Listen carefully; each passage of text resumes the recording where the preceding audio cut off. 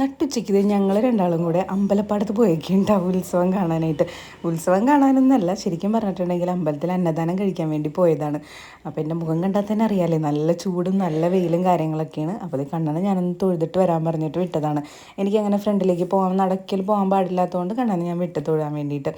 അപ്പോൾ ഇവിടെയെന്ന് വെച്ചിട്ടുണ്ടെങ്കിൽ നമ്മളിപ്പോൾ ഉള്ളത് കാളികുളങ്ങര അമ്പലത്തിലാണ് കേട്ടോ. ഇവിടെ ഇതുപോലെ ആറ്റുകാലൊക്കെ പൊങ്കാല നടക്കൂലേ, അതേപോലെ ഒരു ദിവസമല്ല 41 ദിവസം ഉത്സവമായിരിക്കും. അതിൻ്റെ അകത്ത് ലാസ്റ്റത്തെ 12 ദിവസമാണ് സ്പെഷ്യലായിട്ട് ഇങ്ങനെ തെണ്ട് വഴിപാടിടുക, അങ്ങനത്തെ കുറച്ച് പരിപാടികളൊക്കെ ഇവിടെ ഉണ്ട്.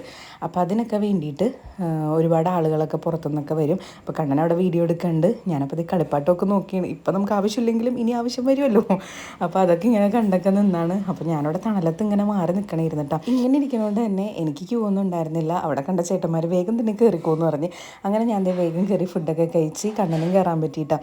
അപ്പോൾ എന്തായാലും ഇത്തവണ അന്നദാനം എനിക്ക് മിസ്സായില്ല. അല്ലെങ്കിൽ എല്ലാ തവണയും ഞാൻ 2-3 തവണയൊക്കെ പോയി കഴിക്കണതാണ്.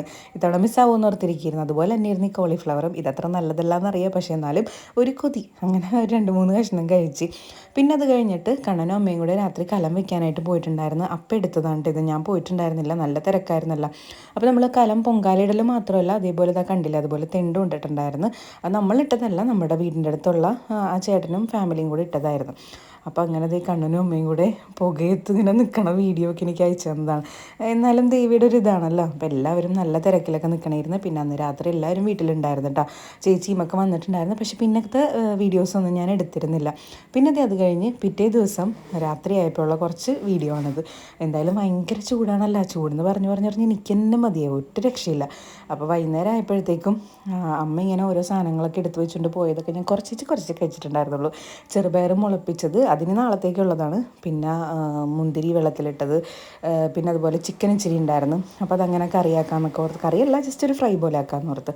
അപ്പോൾ അമ്മ ഇങ്ങനെ പോകുന്നതുകൊണ്ട് തന്നെ, ഞാനിപ്പോൾ ഇവിടെ ഉള്ളതുകൊണ്ട് തന്നെ എല്ലാവരും ഇതുപോലെ ഇങ്ങനെ കുഞ്ഞു സാധനങ്ങളൊക്കെ കൊടുത്തോളൂ. അപ്പോൾ അമ്മ ഇപ്പോൾ നമ്മുടെ വീഡിയോ കാണണേണ്, ഇപ്പോൾ നമ്മുടെ വീഡിയോ വീണിട്ടുണ്ട്. അപ്പോൾ കാണാത്തവരൊക്കെ പോയി കണ്ടോ. അതുപോലെ ഇത് നാടൻ മുരിങ്ങക്കായാണ്, പക്ഷേ എനിക്ക് അത്ര ഇഷ്ടമൊന്നുമല്ല, ഒട്ടും ഇപ്പം ഇഷ്ടമല്ല. അപ്പം അത്രയൊക്കെയാണ് വിശേഷങ്ങൾ.